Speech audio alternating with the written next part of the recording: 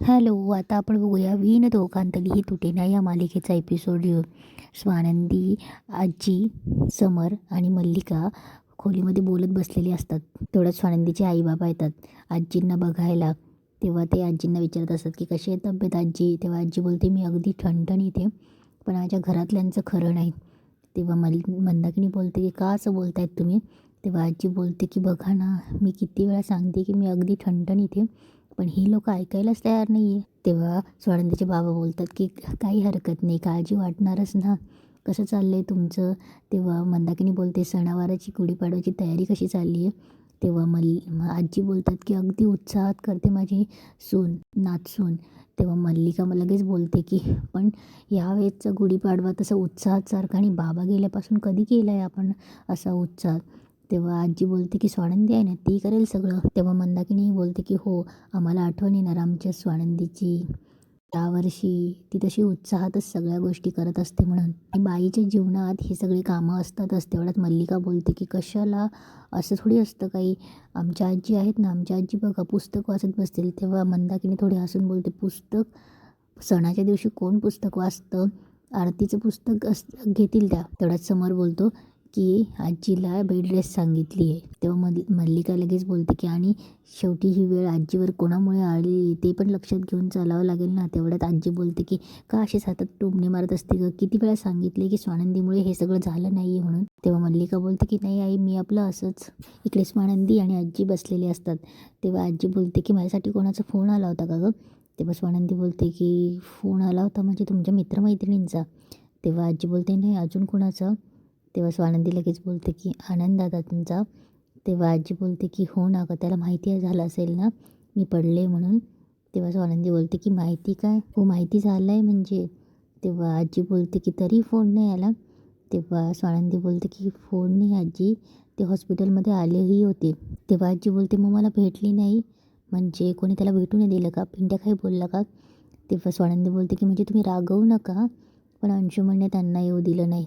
तेव्हा आजी बोलते मूर्ख आहे तो, त्याला 2 कानाखाली लावून दिल्या पाहिजे. तेवढं समर तिथे येतो सूप घेऊन.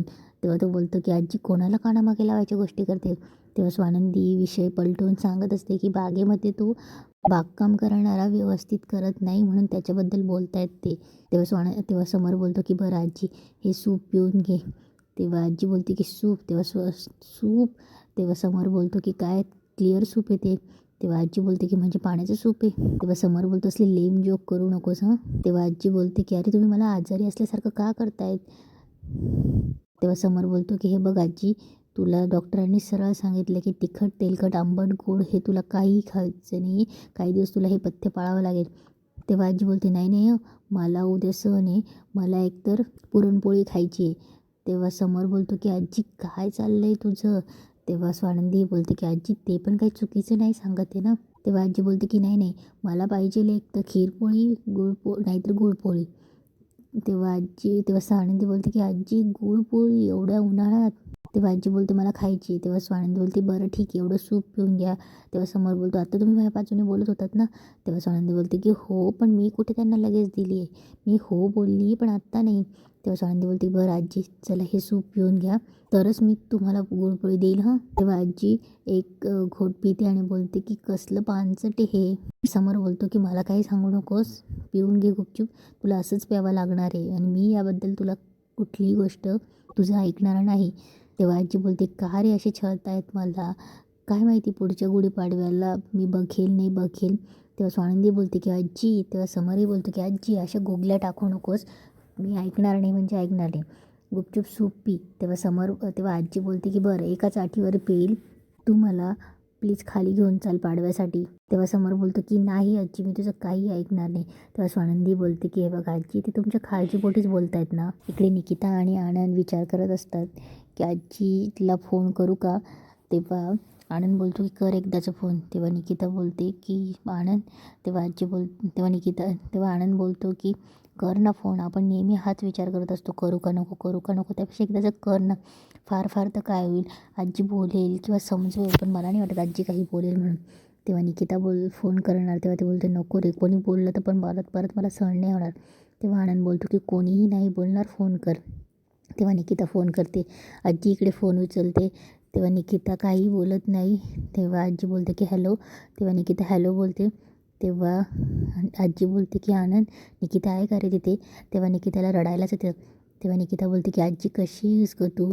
तेव्हा आजी बोलते की मी ठीक आहे, तुम्ही कशी आहेस? आणि का रे तुमच्या मित्रासारखा तुम्ही पण मला विसरले का?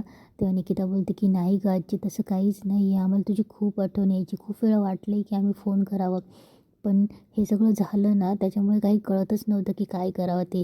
तेव्हा आजी बोलते की अरे पण मग करायचा नंबर फिरवायचा आणि फोन करायचा. आजी कशासाठी असते? आजी प्रॉब्लेम सोडवण्यासाठीच असते ना. तेव्हा ते मन भरून बोलतात आणि आजीला काळजीही घ्यायला लावतात आणि एकमेकांना आश्वासनही देतात की हे वाद लवकर मिटतील. तेव्हा निकिताही बोलते की तुझी नातसून आहे ना, ती हे सगळे वाद मिटवल्याशिवाय गप्प बसणाऱ्यातली नाही आहे, असं बोलून ते फोन ठेवतात. इकडे समर सकाळी सकाळी त्याच्या खोलीत येतो आवरून. स्वानंदी येते आणि ती केस धुतलेले असतात, टॉवेल घेऊन पुसत येते. आरशासमोर येते आणि केस झटकते. समोर पाणी उडतं. तेव्हा समोर बोलतो तेव्हा स्वानंदी टॉवेल घेऊन बेडवर ठेवते. तेव्हा समर बोलतो की अहो उचला तो टॉवेल, असं बेडवर टॉवेल कधी कोणी ठेवतं का? तेव्हा स्वानंदी बोलते सॉरी. तेव्हा समर बोलतो ते बास्केटमध्ये टाका. तेव्हा स्वानंदी तो टॉवेल तिकडे टाकते. तेव्हा स्वानंदी आरशासमोर असते. समर तिच्या पाठीशी जातो आणि बोलतो की बरे आहेत ना तुम्ही? म्हणजे नाही, काल ढसाढसा रडत होत्या ना? तेव्हा स्वानंदी बोलते की हो, काल मी घाबरले होते पण आता मी ठीक आहे. तेव्हा समर बोलतो बरं ठीक आहे. तेव्हा समर जायला लागतो. तेव्हा स्वानंदी बोलते राजवाडे ऐका ना. तेव्हा समर बोलतो की काय आता? तेव्हा स्वानंदी बोलते की नवीन वर्षाच्या शुभेच्छा, तुमच्या सगळ्या इच्छा पूर्ण होत. तेव्हा समर बोलतो की बापरे आज काय नवीन? आणि माझ्या काही एवढ्या काही इच्छा नाही आहे, फक्त तुम्ही तो टॉवेल बेडवर ठेवू नये हीच माझी इच्छा आहे. तेव्हा स्वानंदीलाही समर बोलतो की तुम्हालाही नवीन वर्षाच्या शुभेच्छा, तुमच्या सगळ्या इच्छा आकांक्षा सगळं पूर्ण होत. तेव्हा समर जायला लागतो. तेव्हा स्वानंदी बोलते राजवाडे. तेव्हा समर बोलतो की काय आहे? तेव्हा स्वानंदी बोलते की आपण एक गेम खेळूयात ना. तेव्हा समर बोलतो काय गेम? लहान आहेत का तुम्ही? तेव्हा स्वानंदी बोलते की सरळ नाही सांगावं ना माणसाने, मित्र मांडले ना, मग मैत्रिणीची गोष्ट पूर्ण करत नाही, नवीन वर्षात काय गिफ्ट देणार? तेव्हा समर बोलतो की काय काय काय काय सूर लावलाय तुम्ही? हे काय चाललंय? तुम्ही असं इमोशनल होऊ नका, मग परत तुम्ही रडायला लागणार आणि मला तुम्हाला समजवता येत नाही. बरं चला काय तुमचा गेम? तेव्हा स्वानंदी बोलते की बरं चला काय आहे तुमचा गेम? तेव्हा समर बोलतो की माझंच वाक्य काय बोलतायत तुम्ही? तेव्हा स्वानंदी बोलते की हाच तर गेम आहे, तुम्ही माझ्या पाठी माझीच वाक्य बोलायची. तेव्हा समर बोलतो हे तर मग एकदम सोपं आहे. तेव्हा स्वानंदी बोलते की बोला. एक हत्ती. समर बोलतो एक हत्ती. स्वानंदी बोलते एक घोडा. समर बोलतो एक घोडा. तेव्हा स्वानंदी बोलते एक बैल. तेव्हा समोर बोलतो एक बैल. तेव्हा स्वानंदी बोलते त्याला किती पाय? तेव्हा समोर बोलतो 4. तेव्हा स्वानंदी बोलते की चुकलात, रिपीट नाही केलं. तेव्हा समोर बोलतो ओ माझ्या लक्षातच नाही आलं. तेव्हा समोर बोलतो की नवीन अजून एक डाव, आता मी चुकत नाही, चला बोला. तेव्हा स्वानंदी बोलते एक सण पाडवाचं तोरण तोरणा किल्ला. तेव्हा समोर बोलतो तोरणा किल्ला.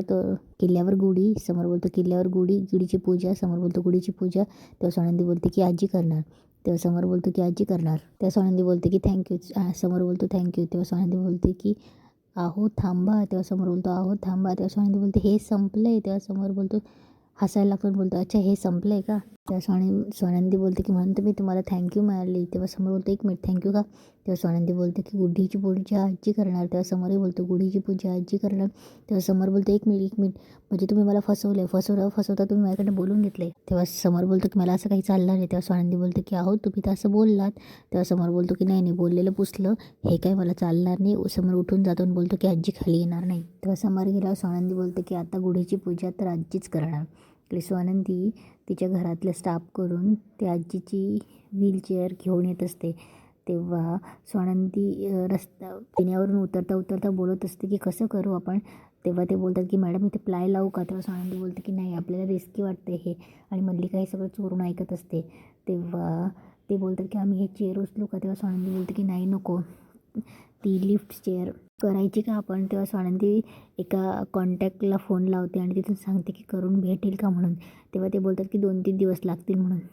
तेव्हा स्वानंदी बोलते की नाही आम्हाला आजच्या आज हवी होती आणि ती फोन ठेवते. स्वानंदी बोलते की बघू आपण काहीतरी करूया. हे सगळं मल्लिका ऐकत असते. मल्लिका तेव्हा बोलत असते मनात की एवढं प्लॅनिंग करूनही आजी वाचल्यात आणि त्याच्यात एवढं अंथरुणाला खेळ असूनही त्यांना पूजेसाठी खाली यायचं आणि त्यात ही स्वानंदी, काहीतरी तर करावंच लागेल. इकडे मल्लिका चिडत चिडत आपल्या खोलीत जाते आणि बोलते की स्वानंदीला कितीही हे करा पण हिचं नखरे वाढतच चालले तर आता तर काय म्हणे त्या म्हातारीला पूजेसाठी खाली आणायचे.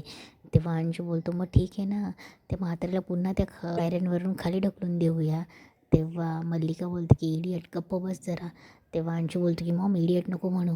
तेव्हा मल्लिका बोलते बरं सॉरी, पण मल्लिका मी पण मल्लिका आहे, मी पुन्हा पुन्हा तेच प्लॅन करत नाही, दुसरा प्लॅन काहीतरी करावा लागेल. तेव्हा अर्पिता बोलते की मॉम त्यापेक्षा असंच करूया ना की आपण दादाला सांगून टाकू ना की स्वानंदी आजीला खाली पूजेसाठी आणण्याची तयारी करते म्हणून, म्हणजे दादा तिला अलाव करणारच नाही. ते स्वानंदी पूजेची तयारी करत असते तेवढ्यात मल्लिका आणि तिथे अंशू येतो आणि समरही येतो.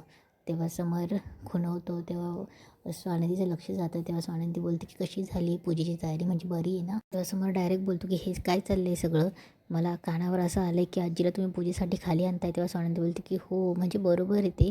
तेव्हा समोर बोलतो की काय बरोबर आहे, मी आधीच सांगितलं होतं की आजीला खाली आणायचं नाही, आत्ताच तिच्या जीवावरचं संकट टळलं आहे, या गोष्टी ती सिरियस घेत नाही पण आपण आहे ना, आपल्याला घ्यायलाच पाहिजे ना. तेव्हा स्वानंदी बोलते अहो पण ते.